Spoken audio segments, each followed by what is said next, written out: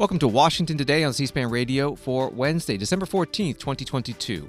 The Federal Reserve raises interest rates by another half percentage point and suggests that additional rate increases will not stop until a higher terminal rate is reached than previously projected, saying even with this week's government report showing the rate of inflation is slowing, the Fed needs substantially more evidence that inflation is under control before the rate hikes stop. Coming up, we'll hear from Federal Reserve Chair Jerome Powell and speak with an investing reporter at Insider. 3 of the 4 bipartisan leaders of the House and Senate Appropriations Committee agree to a framework of an omnibus government spending package. The only one not on board is the House Republican. The bill expected to be voted on in Congress next week. The House Select Subcommittee on the Coronavirus Crisis holds its final hearing on lessons learned for the next pandemic, but there are major disagreements between Democrats and Republicans on the committee about what those lessons are. And today is the 10th anniversary of the mass shooting at Sandy Hook Elementary School. More calls from President Biden and Democrats in Congress to pass an assault weapons ban. President Biden welcoming nearly 50 heads of state from African nations for the U.S. Africa Leaders Summit. It's the first one held in 8 years, pledging to expand American involvement on that continent in areas including food security, economic development, responding to the COVID-19 pandemic, healthcare, and climate change. We begin with the economy. This from the Associated Press. The Federal Reserve reinforced its inflation fight Wednesday by raising its key interest rate for the 7th time this year and signaling more hikes to come, but it announced a smaller hike than it had in its past 4 meetings at a time when inflation is showing signs of easing. The Fed made clear Wednesday in a statement and a news conference by Chair Jerome Powell that it thinks sharply higher rates are still needed to fully tame the worst inflation bout to strike the economy in 4 decades. That from Associated Press. Here is the Fed Chair Jerome Powell at his news conference. I'd like to underscore for the American people that we understand the hardship that high inflation is causing and that we are strongly committed to bringing inflation back down to our 2% goal. Over the course of the year, we've taken forceful actions to tighten the stance of monetary policy. We've covered a lot of ground, and the full effects of our rapid tightening so far are yet to be felt. Even so, we have more work to do. Price stability is the responsibility of the Federal Reserve and serves as the bedrock of our economy. Without price stability, the economy doesn't work for anyone. In particular, without price stability, we will not achieve a sustained period of strong labor market conditions that benefit all. Today, the FOMC raised our policy interest rate by a half percentage point. We continue to anticipate that ongoing increases will be appropriate in order to attain a stance of monetary policy that is sufficiently restrictive to return inflation to 2% over time. In addition, we're continuing the process of significantly reducing the size of our balance sheet. Restoring price stability will likely require maintaining a restrictive policy stance for some time. Federal Reserve Chair Jerome Powell at a news conference. He also specifically acknowledged the Labor Department's report this week that shows the pace of inflation from November is a little bit less than versus October, but he says that is not enough to put the brakes on the rate hikes. Inflation remains well above our longer-run goal of 2%. Over the 12 months ending in October, total PCE prices rose 6%. Excluding the volatile food and energy categories, core PCE prices rose 5%. In November, the 12-month change in the CPI was 7.1%, and the change in the core CPI was 6%. The inflation data received so far for October and November show a welcome reduction in the monthly pace of price increases. But it will take substantially more evidence to give confidence that inflation is on a sustained downward path. Federal Reserve Chair Jerome Powell, he also discussed how high interest rates could go with the expected increases next year. We are seeing the effects on demand in the most interest-sensitive sectors of the economy, such as housing. It will take time, however, for the full effects of monetary restraint to be realized, especially on inflation.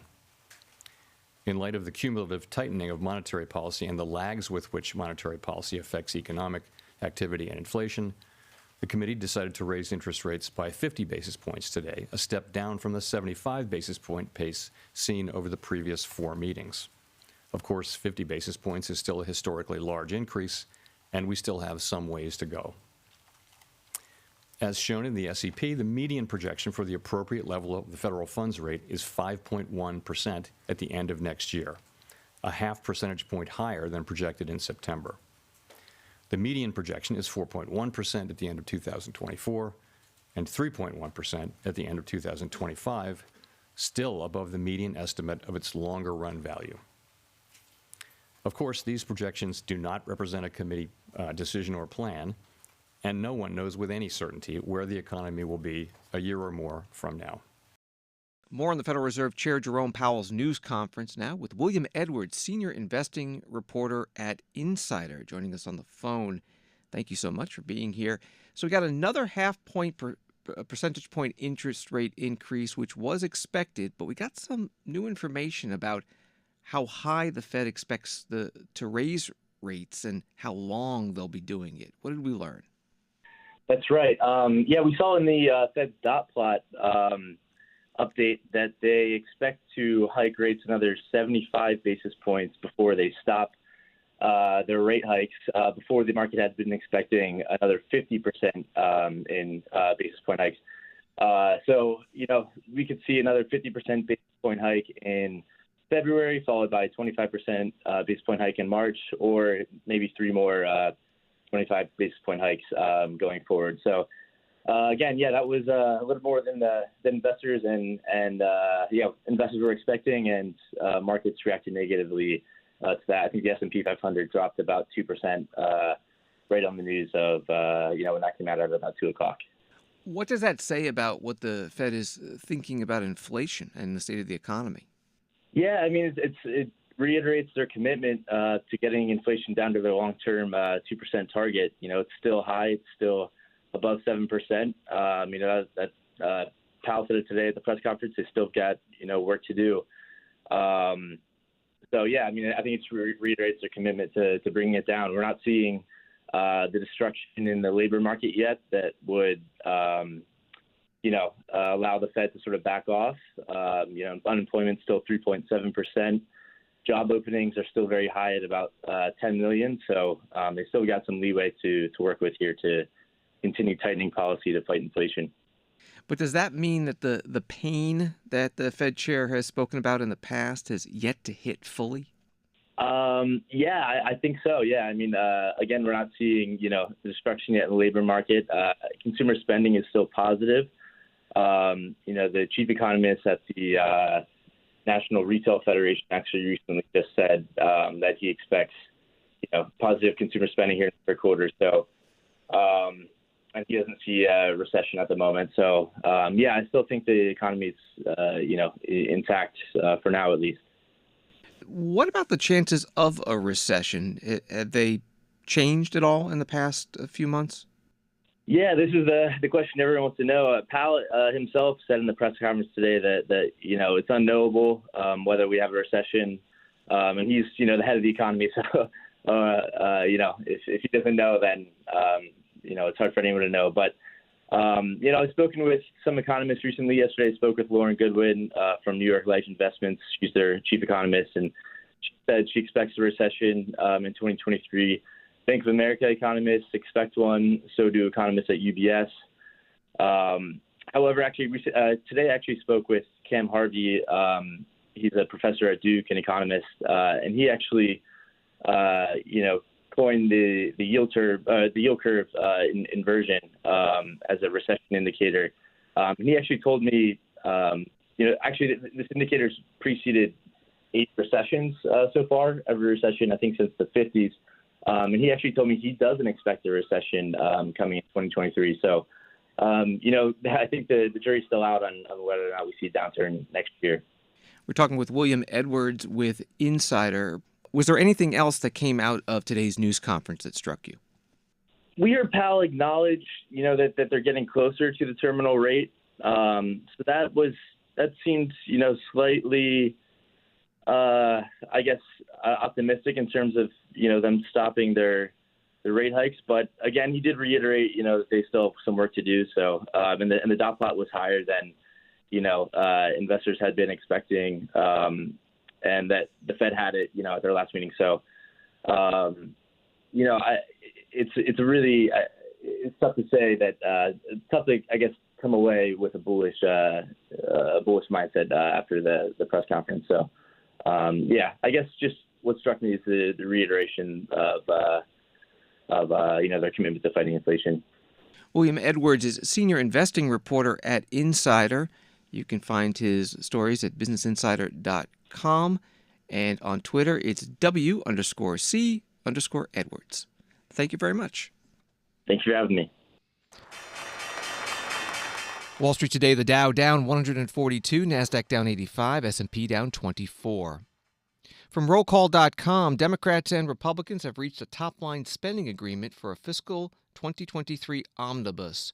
3 of the 4 top appropriators on Capitol Hill said late Tuesday. The Senate Appropriations Chairman, Patrick Leahy, Democrat from Vermont, said he cut the deal with the House Appropriations Chair, Rosa DeLauro, Democrat from Connecticut, and Senate Appropriations Ranking Member Richard Shelby, Republican from Alabama, who released similar statements. None disclosed the terms of the agreement, but it's expected to set defense spending at $858 billion, which is in line with the annual authorizing bill the Senate is considering this week. And the two sides had been $26 billion apart on the level of non-defense spending in recent days, with Republicans refusing to go along with the top-line level of President Biden's budget request at $1.65 trillion. Democrats have been pushing for about $813 billion in non-defense spending. Republicans have been proposing $787 billion. That reporting from Roll Call. The omnibus spending bill is expected to be voted on by the House and Senate next week, but current federal government funding authorization expires at the end of this week. So a one-week extension of that, of the CR or continuing resolution, needs to be passed and signed into law. The Senate Majority Leader Chuck Schumer talking about all this today on the Senate floor. Last night, Chairman Leahy, Ranking Member Shelby, Chairman DeLauro announced that the appropriators have agreed to a framework for an omnibus agreement that will fully fund the federal government in fiscal year 2023. This is welcome and important news. Congress now has a roadmap for funding the government before the conclusion of the 117th Congress, something the large majority of us want to see. We still have a long way to go, but a framework is a big step in the right direction. A year-long omnibus is by far the best option we have for making sure our kids, our senior citizens, our veterans, our small business, our military members, our defense, and all of the families that benefit from this don't see vital government services lapse or shrink. It means we can fully implement the investments secured. We fought so hard for the PACT Act. We have to fund it. We fought so hard for the CHIPS and Science Act. We have to fund it. A CR will not fund these bills, but an omnibus agreement will. And they were all bipartisan with large support from both sides of the aisle. And an omnibus bill is also a balanced approach, because it will contain wins for both sides that both sides want to see, like the Electoral Count Act and funding for our friends in Ukraine. If we can come to an agreement on an omnibus, and I am optimistic that these bills, which are so important to Democrats and Republicans alike, the ECA and funding for Ukraine, can become law. But before we pass a funding bill, we also must ensure the government doesn't first shut down. So we're going to have to pass a one-week continuing resolution ASAP. The House is set to act on a one-week CR as soon as tonight. And when that bill comes to the Senate, we should be ready to act quickly, as soon as tomorrow if we can. The appropriations process, of course, is not over. So the responsible and prudent thing to do right now is pass a one-week CR quickly, without the unwelcome brouhaha that has provoked shutdowns in the past. And remember, as we go through this appropriations process, the experiences of the last decades show that those who risk shutdowns in order to make political points always lose in the end. Senate Majority Leader Chuck Schumer, Democrat from New York, on the Senate floor. The Senate Minority Leader Mitch McConnell, Republican from Kentucky, also talking about the omnibus spending bill framework and the deadline that he says Senate Republicans have set to pass it, and that's next Thursday, December 22nd, and also about that companion bill that's passed the House and will be brought up in the Senate over the next week, the NDAA, or the National Defense Authorization Act. I was was glad to hear Senator Shelby announce yesterday evening that negotiators have reached a bipartisan, bicameral framework for a full-year government funding bill.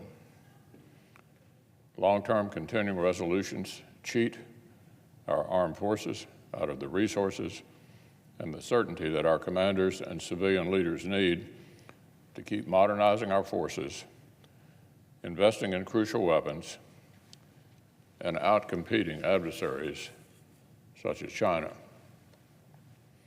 I'm glad that our Democratic colleagues finally accepted reality and conceded to the Republican position that we need to prioritize our national security.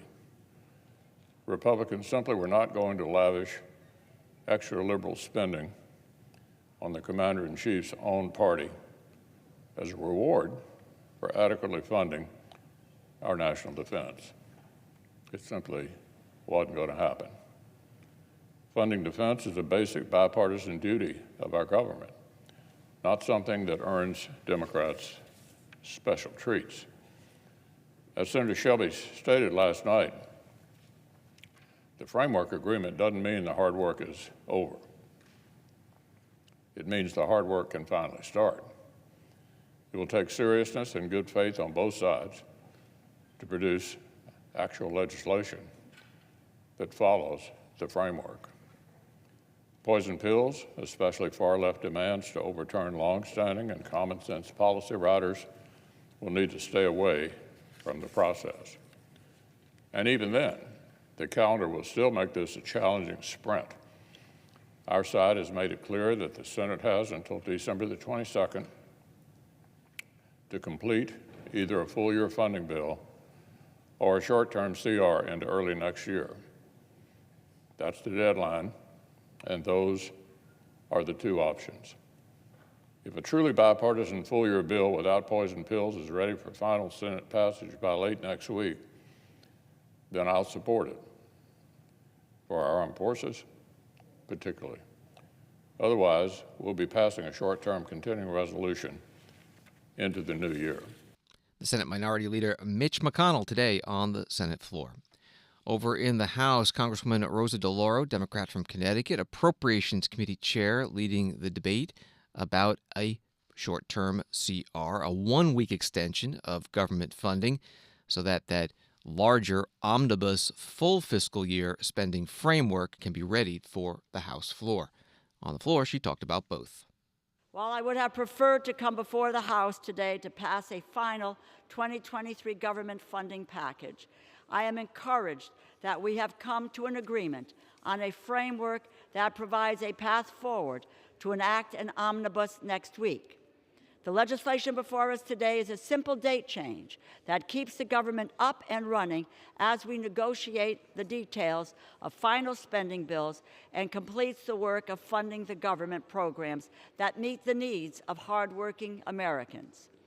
All of us in this room know well that final funding bills are the best way to guarantee the necessary resources for the government programs and policies that make the biggest impact on our constituents. We will soon bring to the floor an omnibus that continues to make important investments because we know the impact of a government that looks out for the middle class, working families, and for small businesses. The final funding bills we will bring to a vote will include investments that will help hard-working Americans rebuild our infrastructure, keep our nation competitive, strengthen our supply chain, and help small businesses access the capital they need, the keys to our economic future. The final omnibus agreement will help keep our nation and our communities safe with the certainty that we all deserve. And I can say with certainty, this package will include community project funding that responds directly to some of the most pressing needs in communities all over America and that so many of my colleagues have worked tirelessly to deliver to their constituents. I urge my colleagues to support this bill, and I reserve the balance of my time. Congresswoman Rosa DeLauro, Democrat from Connecticut, Appropriations Committee Chair on the House floor. When the House and then the Senate passed this one-week temporary government funding extension, the CR, or continuing resolution as it's known, and the president signs it into law, the new deadline to avoid the government shutdown moves from this Friday, December 16th, to next Friday, December 23rd. An article at Washington Examiner, the House Minority Leader Kevin McCarthy, Republican from California, told members of his conference he is a hell no on an omnibus spending deal during a closed-door meeting on Tuesday as Congress looks to avert the government shutdown.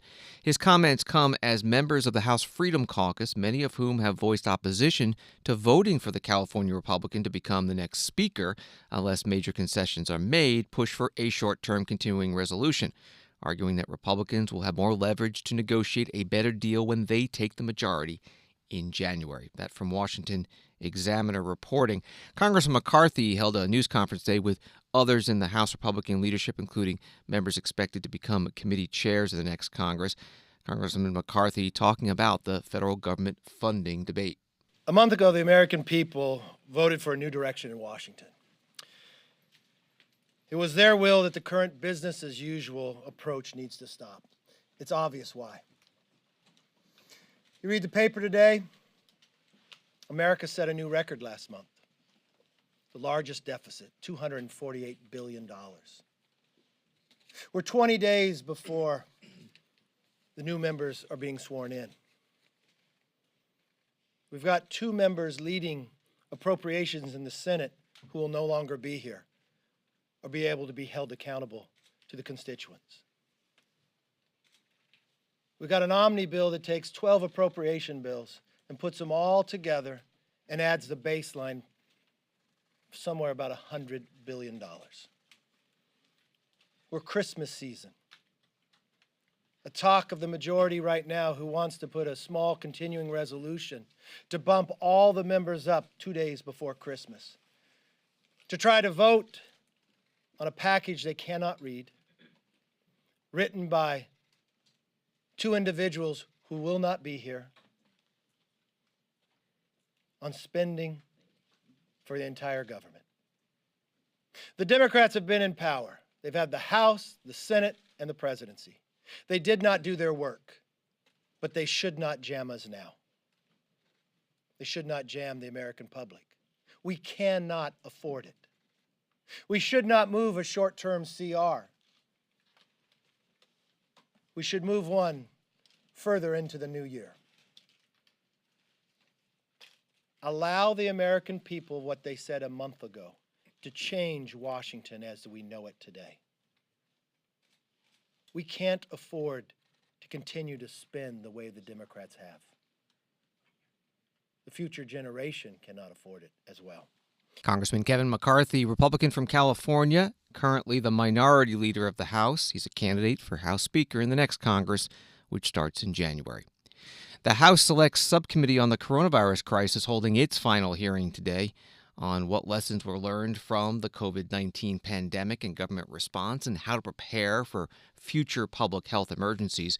Democrats on the subcommittee releasing their final report on Friday. Politico writes the 200-plus page document lays out the pre-existing vulnerabilities, failures in leadership and program implementation, and predatory actions by private actors that contributed to extraordinary loss of life, economic suffering, and waste, fraud, and abuse during the crisis.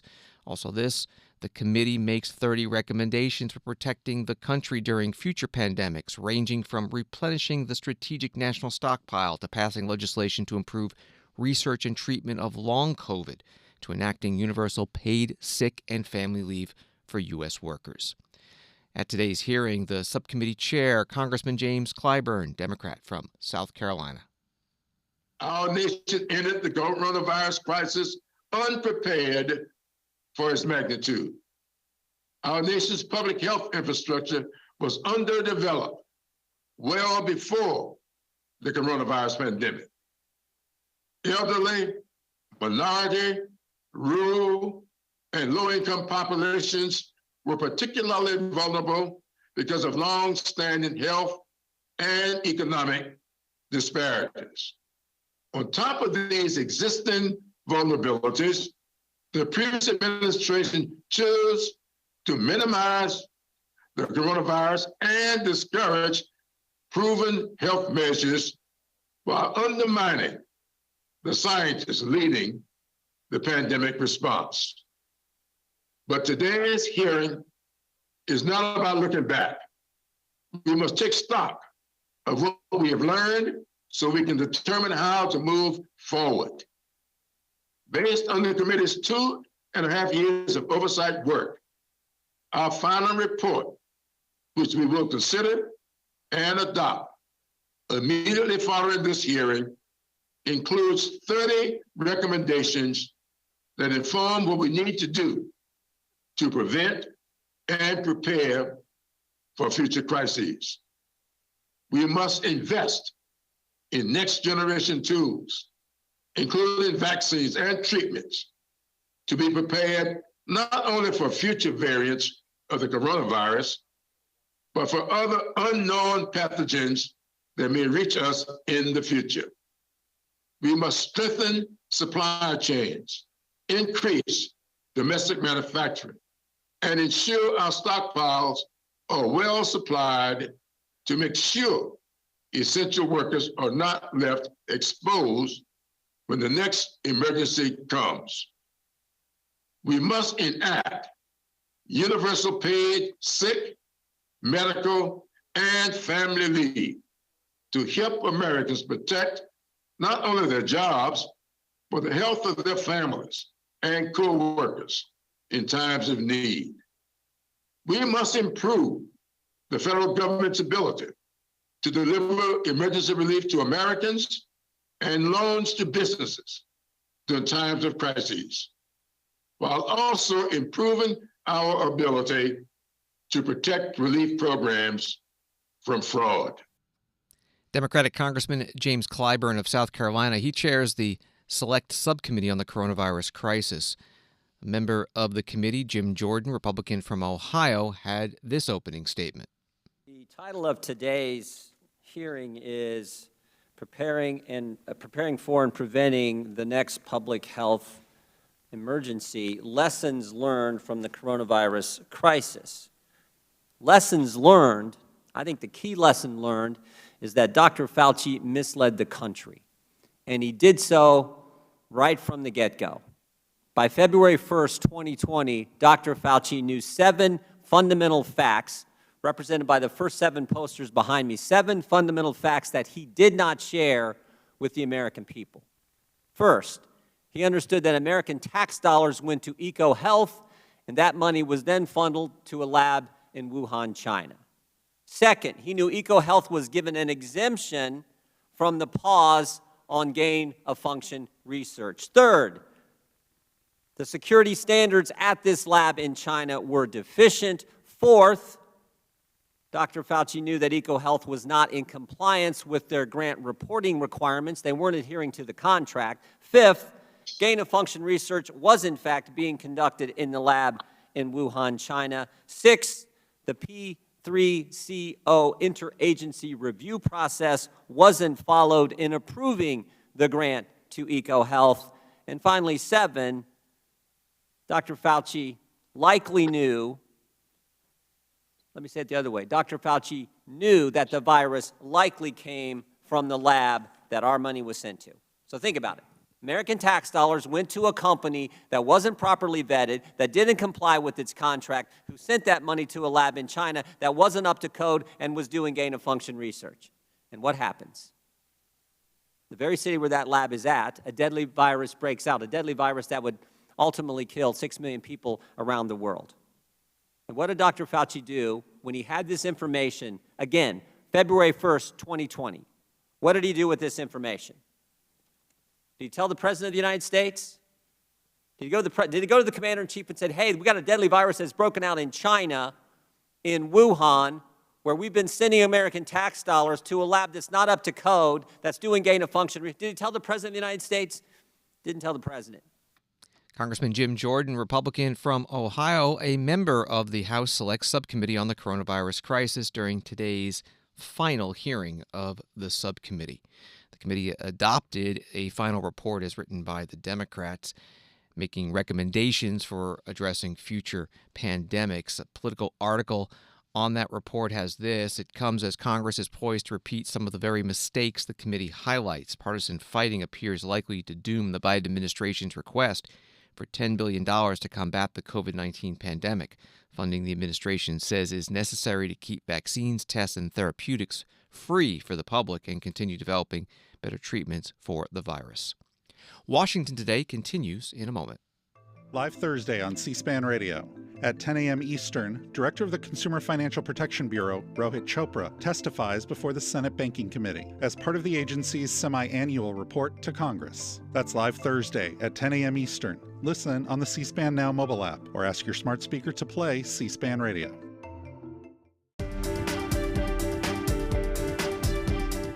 Welcome back to Washington Today, available as a podcast wherever you get your podcasts and also on the C-SPAN Now mobile app.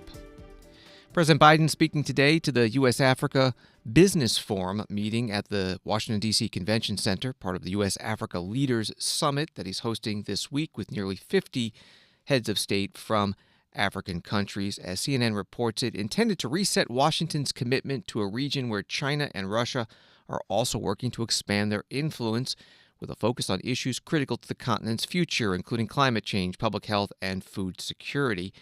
Also, this from the CNN article: already the administration has announced billions of dollars in economic aid and voiced support for a permanent seat at the Group of 20 for representative from the African Union.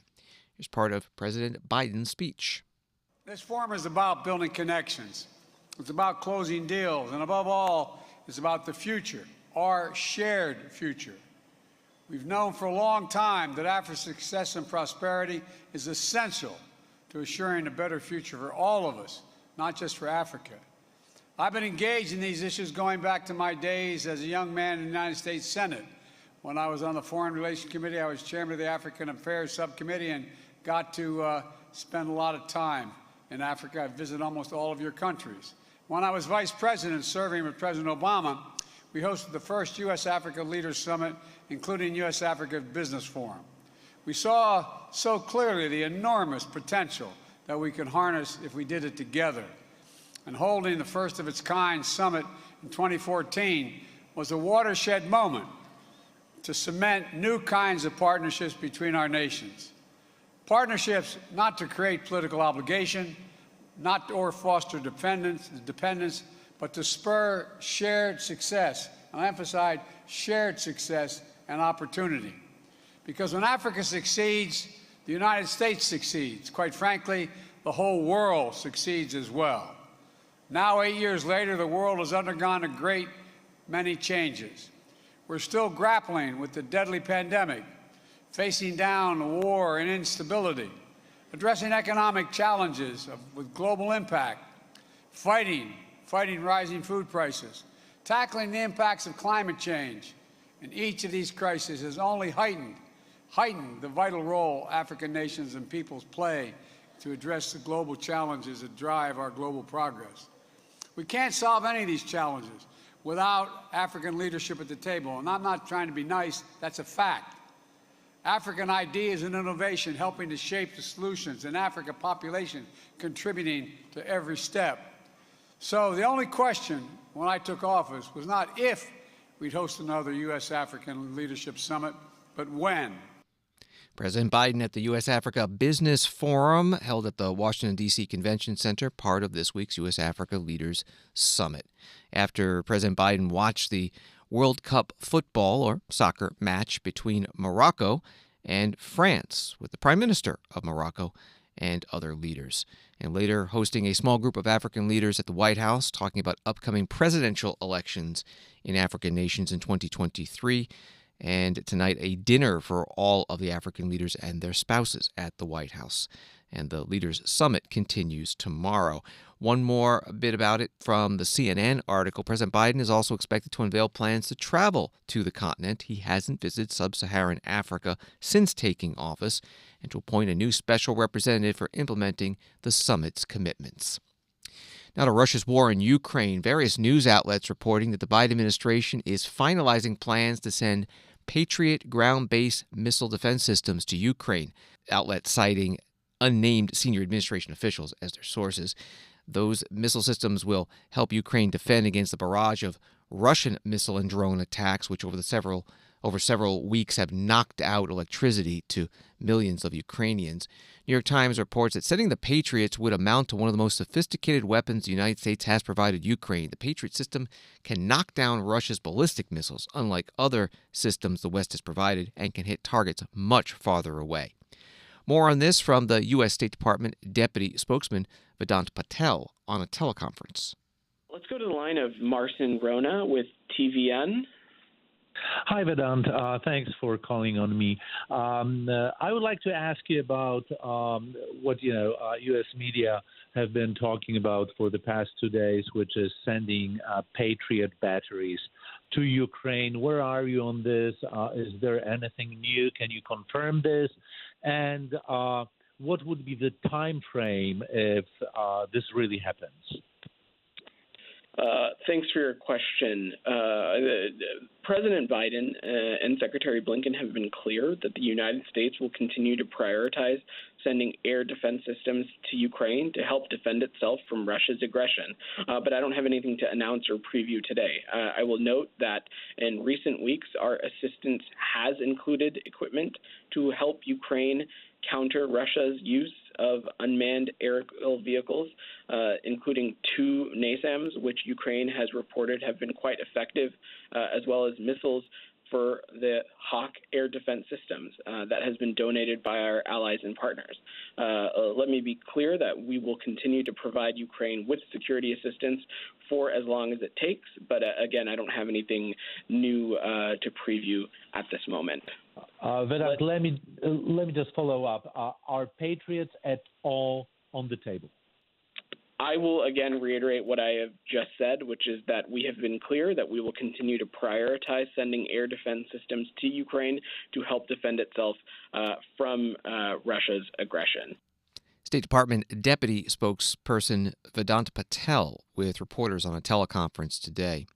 He also confirmed that a U.S. citizen has been set free in a prisoner exchange in Ukraine, although for privacy reasons he did not confirm that person's name, but a number of other media outlets identifying that American as Swedi Murekezi, born in Rwanda, U.S. Air Force veteran, and has lived in Ukraine since 2018, and according to his family, was taken prisoner by pro-Russian separatists after being falsely accused of taking part in pro-Ukrainian protests.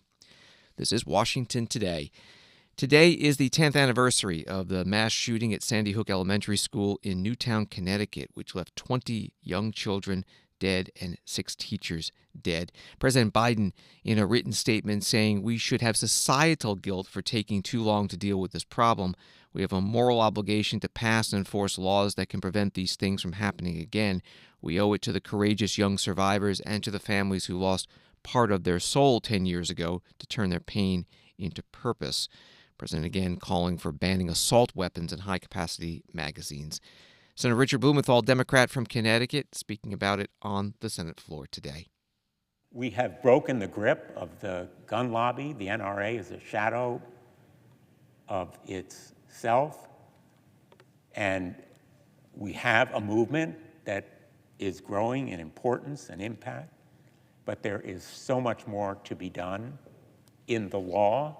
We need Ethan's Law, safe storage, such as we've done in Connecticut, strengthen red flag and emergency risk protection order statute, better background check systems to make them more complete and better enforceable, and yes, ban on assault weapons, high-capacity magazines, ghost guns, which are the scourge of law enforcement. And so I say to the advocates and activists who are continuing this movement, we will continue that work. We will honor with action the lives that are lost, not only in Sandy Hook, but all around this country, day after day, in drive-by shootings, in crimes and criminal assaults, in domestic violence. Senator Richard Blumenthal, Democrat from Connecticut, on the Senate floor today on this 10th anniversary of the Sandy Hook Elementary School mass shooting. Survivors of the Club Q mass shooting in Colorado Springs in late November testified today before the House Oversight and Reform Committee in Washington, describing what happened that night and calling for additional gun control laws, and also blaming anti-LGBTQ rhetoric for making places like Club Q a target. Michael Anderson, one of the survivors at the hearing. I was bartending that evening when the attack began. I felt more terrified than I ever have before in my life. I ran for my life that night and hid, praying and hoping the violence would end. When I stared down the barrel of that gun, I realized I stood no chance against a weapon of that power, magazine capacity, and seemingly automatic firing rate. While I prepared for my life to end in that moment, I prayed, I panicked, and I prayed some more. God must have heard my prayers because two brave men stopped the shooter moments before he would have inevitably found me. I saw my friend lying on the floor, bleeding out, knowing there was little to no chance of surviving that bullet wound. I had to tell him goodbye while I continued to fear for my life, not knowing if the attack was truly over. I can still hear the rapid firing of bullets today. It's a sound I may never forget. It's a sound I hope no one here or anywhere else in this country has to hear. I say all of this not because it's easy to do so, but because it's important to do so. I plead you all to appeal to your heart, your morality, and your humanity to do something about this issue. I want to thank President Biden for fighting to reinstate the assault weapons ban, and I sincerely hope you will support that reform so that we may try to prevent more people from needlessly dying at the hands of that weapon. Not only am I embarrassed for our country's international reputation of inaction on gun reform, but I am frankly disgusted. Between 1994 and 2004, America's mass shooting incidents dropped dramatically. Following the expiration of the assault weapons ban, which the Republican Party allowed to expire under President Bush, we now have an epidemic of domestic terrorism and violence. The time to do something is now. What needs to be done is placing the lives of children and adults above our unhealthy obsession with assault rifles. And you are some of the ones who can make a difference. Many in our government say nothing can be done. This epidemic of violence is just the price we must pay for freedom in this country. That is a lie. The facts speak for themselves, and your denial of this gun violence reality is not a policy proposal. I encourage you all to work together to save our children and adults, and in turn, save ourselves and the soul of our nation. To the politicians and activists who accuse LGBTQ people of grooming children and being abusers, shame on you. As leaders of our country, it is your obligation to represent all of us, not just the ones you happen to agree with. Hate speech turns into hate action, and actions based on hate almost took my life from me at 25 years old. Michael Anderson, a survivor of the November 29th mass shooting at Club Q in Colorado Springs, Colorado, testifying today in Washington before the House Oversight and Reform Committee. The accused gunman in that shooting, killing 5 people and wounding over a dozen more with an AR-15 style semi-automatic rifle before being subdued. The U.S. House in July did pass a ban on assault weapons, but it did not pass the Senate due to some Republican opposition. Congressman James Comer, Republican from Kentucky, the ranking member on the Oversight and Reform Committee, today saying the issue is not guns or language targeting LGBTQ people, it's fighting violent crime in general. My thoughts and prayers go out to the Colorado and Florida shooting victims, families, and friends. No one should have to experience what you all have experienced. Let me state clearly, as we have consistently said, Republicans condemn violence in all forms. Unfortunately, Democrats are using committee time and resources today to blame Republicans for this horrendous crime. This is not an oversight hearing. This is a blame Republicans so we don't have to take responsibility for our own defund the police and soft on crime policies. Just a quick review of the facts tells us the individual responsible for these heinous crimes was not a stranger to law enforcement. In fact, the shooter was arrested last year for violent threats against their mother. And no doubt about it, this individual has a sad and troubled past with no parental support. But Democrats, as usual, have intentionally jumped to conclusions while ignoring the facts. Why? Because it's politically convenient to blame your political opponents. It's easier to blame Republicans than have a serious discussion about the rise in violent crimes across the nation, including this individual's horrendous crimes at Club Q in Colorado. It's easier, but it's also irresponsible and reckless. Instead, we should be focused on the alarming rise in violent crime across our country today, crimes that target all races and ethnicities. Congressman James Comer is now ranking Republican on the Oversight and Reform Committee at today's hearing. He will become chair of that committee in the next Congress when Republicans have the majority. The current House Speaker, Nancy Pelosi, Democrat from California, who is stepping down from House Democratic leadership when that new Congress begins, today had her official Speaker's portrait unveiled. It was in Statuary Hall in the U.S. Capitol, and one of the people at the ceremony speaking, former House Speaker John Boehner, Republican from Ohio. Madam Speaker, you and I have disagreed politically on many things over the years, but we were never disagreeable to each other. As you might have heard me say before, you can disagree without being disagreeable. You've been unfailingly gracious to me, to my family, and frankly, my team here in Washington. And, Madam Speaker, I have to say, my girls told me, tell the Speaker how much we admire her.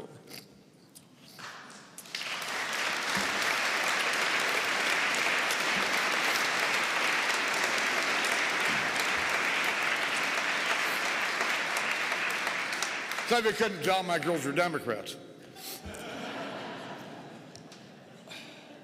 You were so gracious to me, in fact, that at times it got me in trouble with my own members. In 2011, when I became Speaker and you handed me the gavel in the House chamber, I decided, why not? I'm going to give you a big kiss. Well, two things happened. First, the Speaker backed away, and I thought to myself, as if there's nobody watching, I can't let her rebuff me, so I kind of moved in and made sure I planted that kiss on her, right? Well, let me tell you, I heard about it for months. No, actually, I heard about it for years. You've been incredibly effective as the leader of your caucus. You know, the younger generation today has a saying, game recognizes game. And the fact of the matter is, no other Speaker of the House in the modern era, Republican or Democrat,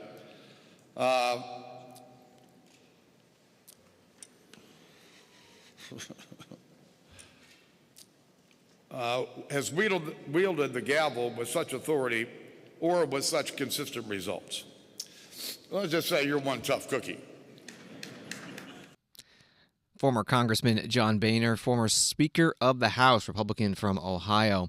He was Speaker 2011 through 15 at today's unveiling of the official portrait of the current House Speaker, Nancy Pelosi, Democrat from California, who will be leaving the House leadership, House Democratic leadership and House leadership with the new Congress, but not leaving the House itself. She'll still be a member. Nancy Pelosi has been the Democratic leader in the House since 2003 and served two separate times as House Speaker, 2007 through 11 and 2019 to the present. Her portrait will be hanging in the Speaker's lobby just off the House chamber with the portraits of the other former House Speakers.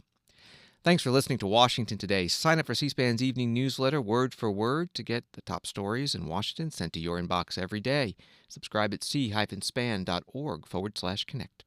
Have a good night.